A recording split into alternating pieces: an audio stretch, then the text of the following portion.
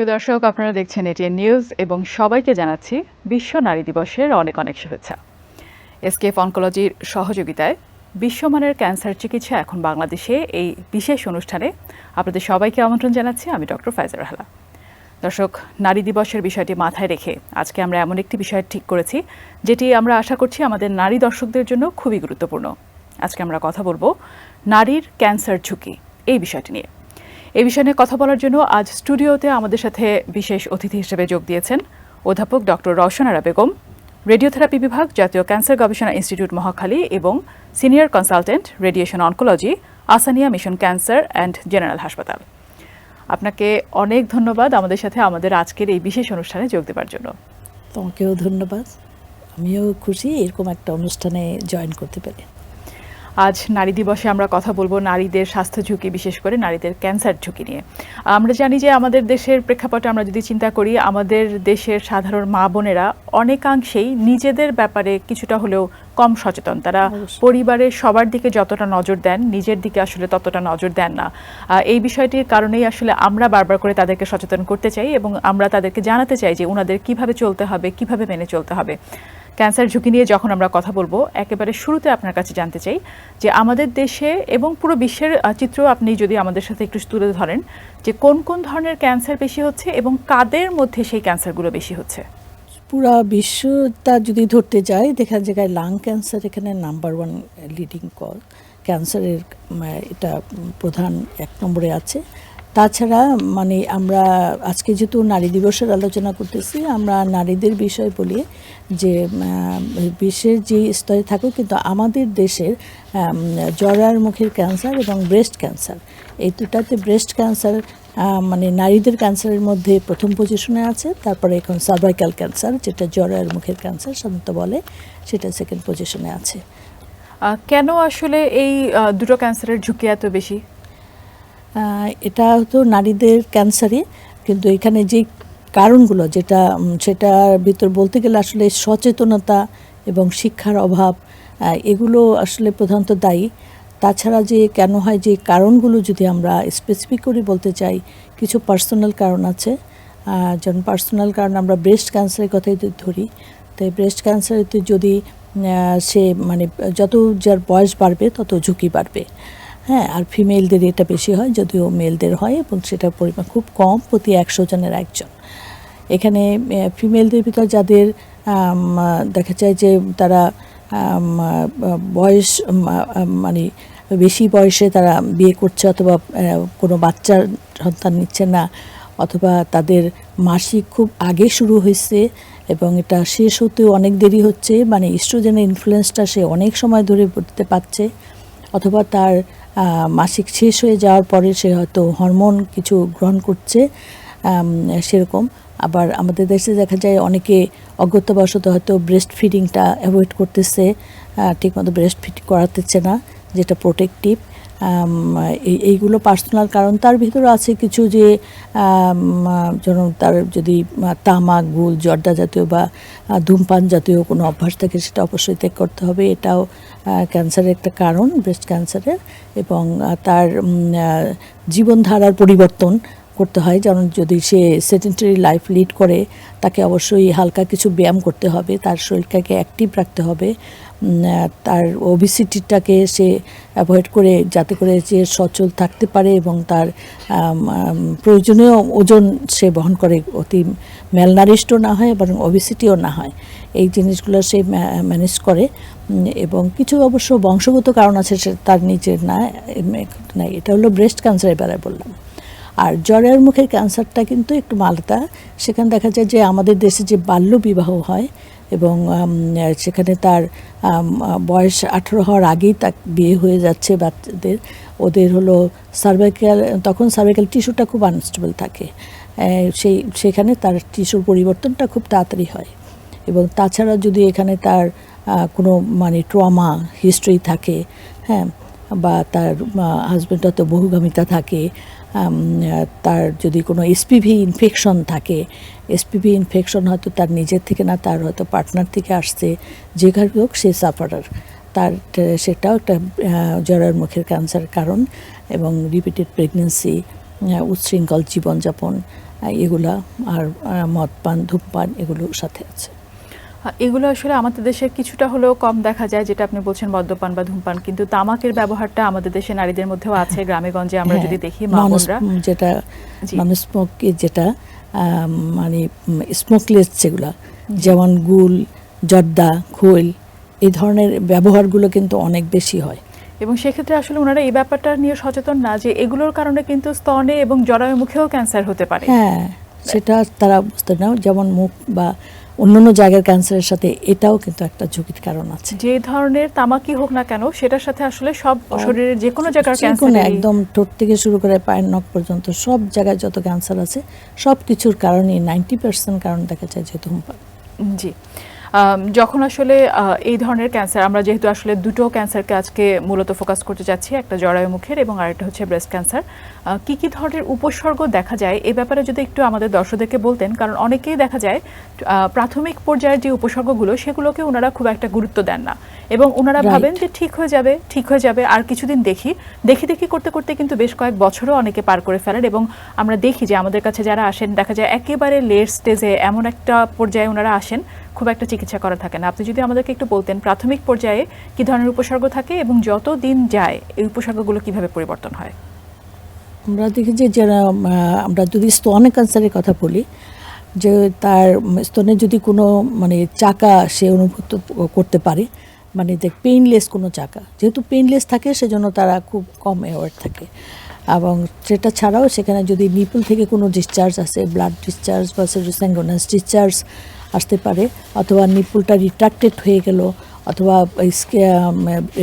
ব্রেস্টের যে এখানে স্কিনটা আছে সেটা মানে দেখা যায় কমলার খোসার মতো হয়ে গেছে, মানে তার সোয়েলিং হয়েছে এবং সোয়েলিং হয়ে পরে স্কিনটাও চেঞ্জ হয়ে গেছে, অথবা তার ব্রেস্টে কোনো সমস্যা নাই কিন্তু বগলে একটা চাকা দেখা দিচ্ছে। এই ধরনের সিমটমগুলো নিয়ে সাধারণত পেশেন্টের আসা উচিত এবং সেটা তখন তারা অবহেলা করে, যেহেতু পেইন থাকে না সেজন্য তারা এটা অ্যাভয়েড করে। এবং যখন তার এটা অনেক মানে অ্যাডভান্স পর্যায়ে চলে যায়, পেইন চলে আসে, তখন তারা আমাদের কাছে আসে। আর জরায়ুর মুখের ক্যান্সারের জন্য দেখা যদি তার যেটা সাদা স্রাব নর্মাল যেটা থাকে সেটা না হয়ে তার যদি অতিরিক্ত স্রাব হয় বা তার যেটা নর্মাল পিরিয়ড সেটাও তার যদি অতিরিক্ত হয় এবং তার যদি ব্রেক থ্রু ব্লিডিং হয়, 2 পিরিয়ডের মধ্যে আবার ব্লিডিং হচ্ছে, তারপরে তার পোস্ট কয়েটাল ব্লিডিং হচ্ছে, স্বামীর সাথে সহবাসের পরে তার ব্লিডিং হচ্ছে, এটা হয়। বা যদি নর্মাল যে মানে ডিসচার্জ সেটার সাথে যদি তার রক্ত মিশ্রিত থাকে বা এক্সেসিভ পিভি ব্লিডিং, অস্বাভাবিক ব্লিডিং হতে থাকে, এইসব কারণগুলো দেখলে, অথবা তার পেইন, তো অনেক সময় এটা বেশি অ্যাডভান্স হয়ে কোমরে ব্যথা নিয়ে পেশেন্টরা প্রেজেন্ট করে, সাথে এই সিমটমগুলো এত হতে হতে সে সেগুলোকে নর্মালভাবেই বা ডক্টরকে বলার কথাও সে আর মনে করে না, সে দেখা যায় পেইনের জন্যই আসলো, তখন ডক্টর অবশ্যই তাকে একটা পরীক্ষা করে দেখেন।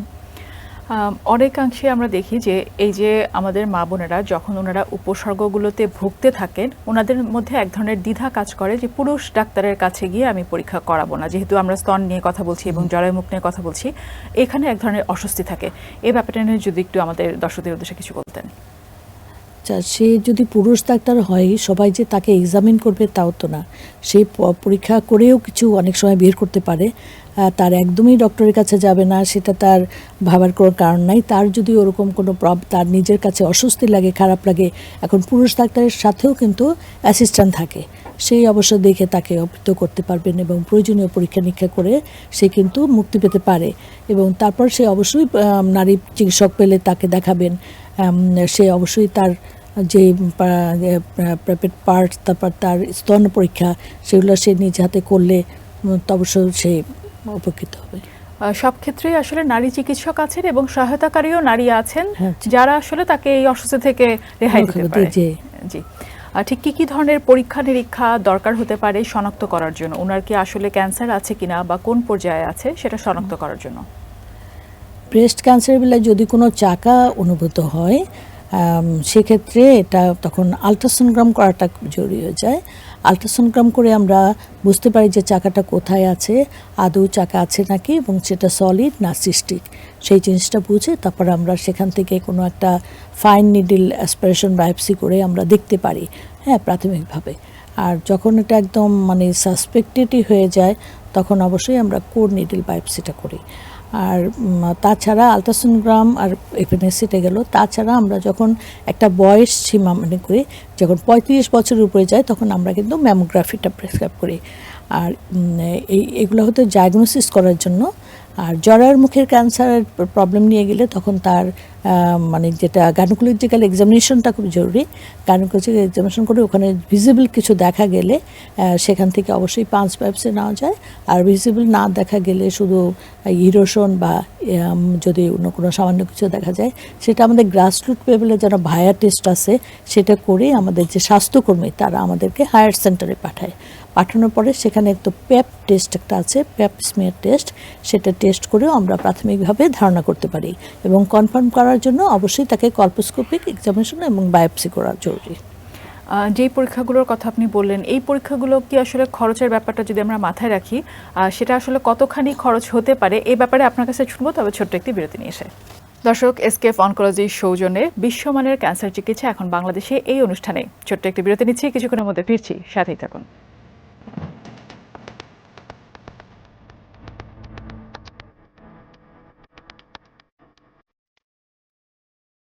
ফিরে এলাম বিরতির পরে। এসকেএফ অনকোলজির সৌজন্যে বিশ্বমানের ক্যান্সার চিকিৎসা এখন বাংলাদেশে এই অনুষ্ঠানে আরও একবার আপনাদের সবাইকে আমন্ত্রণ জানাচ্ছি। আমি ডক্টর ফায়জা রাহলা। দর্শক, আজকে আমরা কথা বলছি নারীদের ক্যান্সার ঝুঁকি এই বিষয়টি নিয়ে, এবং আমাদের সাথে আছেন অধ্যাপক ডক্টর রওশন আরা বেগম। বিরতিতে যাবার আগে আপনার কাছে শুনছিলাম যে কিভাবে আসলে আমরা ক্যান্সার শনাক্ত করতে পারি, এবং আপনি আমাদেরকে নারীদের ক্যান্সার শনাক্ত করার জন্য কিছু পরীক্ষা নিরীক্ষার কথাও বলেছিলেন। কি ধরনের খরচ হতে পারে, কারণ এই বিষয়টি অনেকের কাছে একটি চিন্তার বিষয় এবং এই কারণেও ওনারা ডাক্তারের কাছে আসতে চান না। কি ধরনের খরচ হতে পারে এই পরীক্ষা নিরীক্ষাগুলোর জন্য? পরীক্ষা নিরীক্ষাগুলো যদি সে সরকারি জায়গায় করে তাহলে অবশ্যই অনেক কম খরচ। দেখুন, একটা আলট্রাসোনোগ্রাম করতে এখানে 300 টাকা লাগবে বা 150 টাকাও অনেক অনেক হসপিটাল আছে, এটা সে লেভেলে কম করা যায়।